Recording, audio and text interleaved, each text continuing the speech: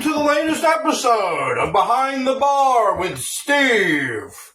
This is episode 3. I'm going to start today's episode by popping open a nice Dos Equis, a nice Mexican beer. Something good to drink, nice and refreshing. Got a pop of lime in it. The top 3 Mexican beers: Dos Equis, Corona, and Modelo. Gotta put the lime in there. It has a good touch. So the story behind the lime, some people know this, they used to plug the top of the beer with the limes, keep the flies out. Well, they plugged the top of the beer with the lime and found that some lime flavor got into the beer, and voila, they realized that tastes great and it goes perfectly with the beer. So lime in the beer. And what I like to do, to really get the flavor of the lime in there, you plug the top.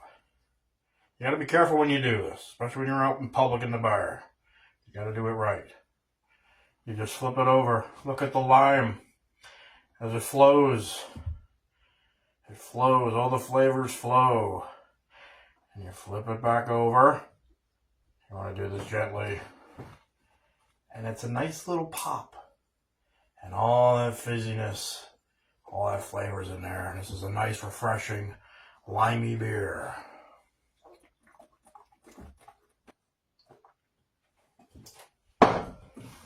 So on today's episode, we're going to be doing a few discussion segments that we'll be introducing to the show. The first segment we'll be introducing to the show is called Behind the Booze. Behind the Booze is a segment where we talk about a lot of the different liquor brands, a lot of different bottles. We could just be looking at the bottle and reviewing it and reviewing what's inside, the good stuff. But also a lot of these liquor companies, these brands, they have history. They have legacy. They have a story to tell. So for a lot of them, we can get into that. We can look at that. And on today's episode of Behind the Booze, we'll be talking about Calumet Farm. Because it's Triple Crown season, I figured we'd break this one out. Segment 2 is going to get more into horse racing, the Triple Crown, the Kentucky Derby, yada yada. But I want to start the segment Behind the Booze before we get into all that. So we're going to be looking at Calumet Farm. What I have is a Calumet Farm, age 16 year. It is a single rack black Kentucky straight bourbon whiskey. So we're going to go ahead and have a pour of it.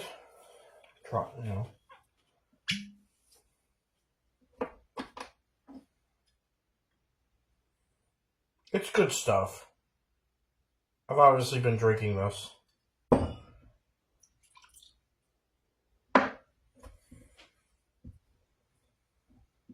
I found that it's very good stuff. I love it. It's a bit strong going down. It's 106 proof.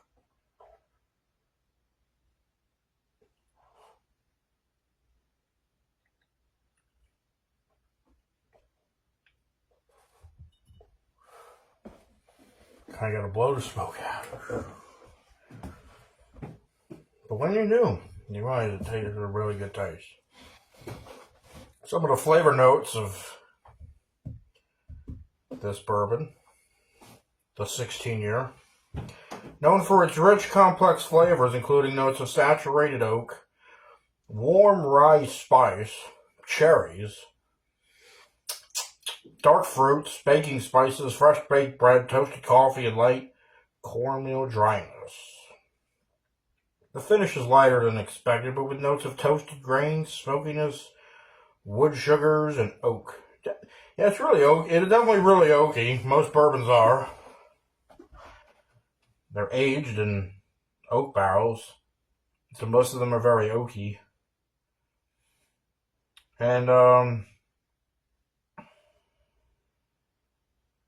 fresh baked bread. Yeah, I got some of that. I forgot some of that.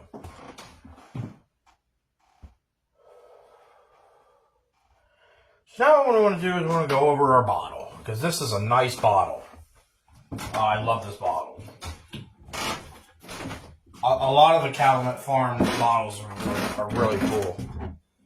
And they pay tribute and they honor Calumet Farms. Famed horse racing farm. It has legacy. Here's the bottle. There you go. Calumet Farm. This is the 16 year. It's a single rack black. I'll tell you what, try to tell you what that means when I get back over there behind the bar. And this one is honoring Citation. Citation, and it says it on the back. After a stunning 2-year-old season in 1947, famed trainer Ben Jones knew that their horse was set to have a breakout 3-year-old season. In 1948, Citation furthers his campaign toward becoming a legend.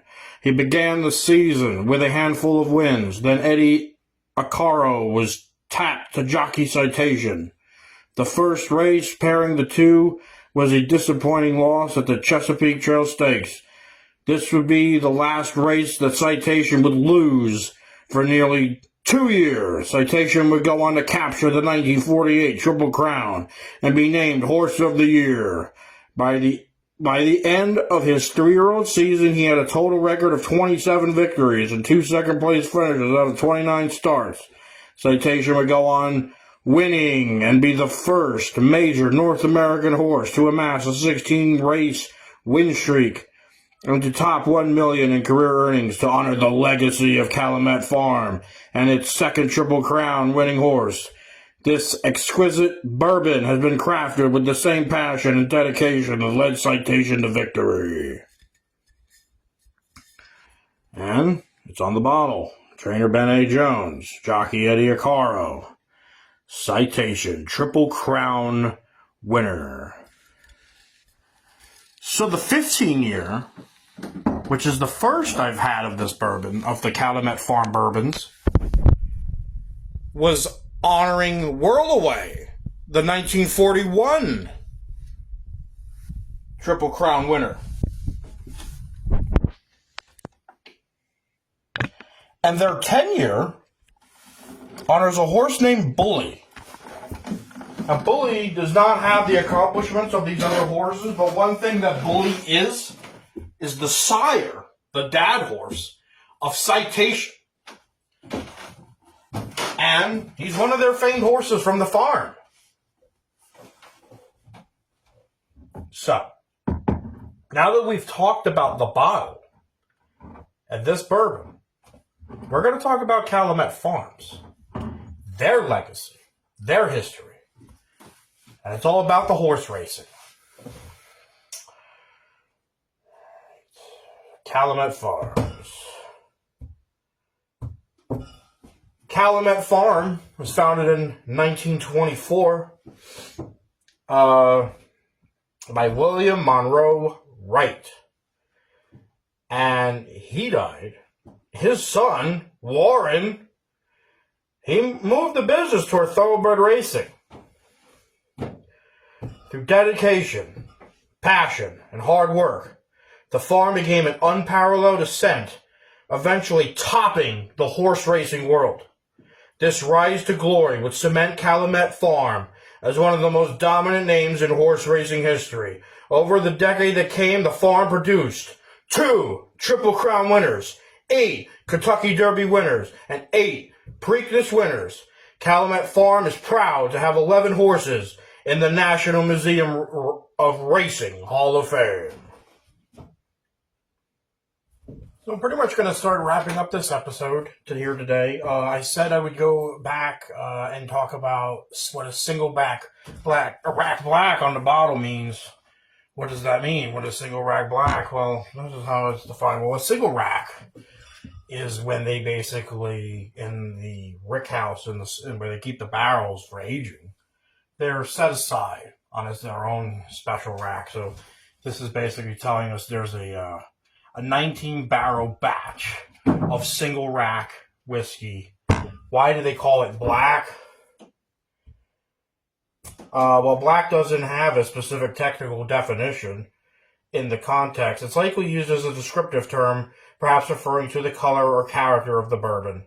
So it's nothing really big or important, but it's just, it's on the bottle, so I wanted to go over that.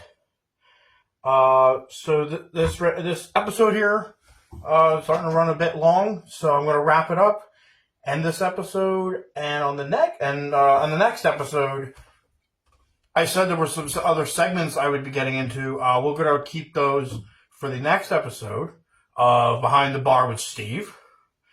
So we'll get into some of those other segments in the next episode. So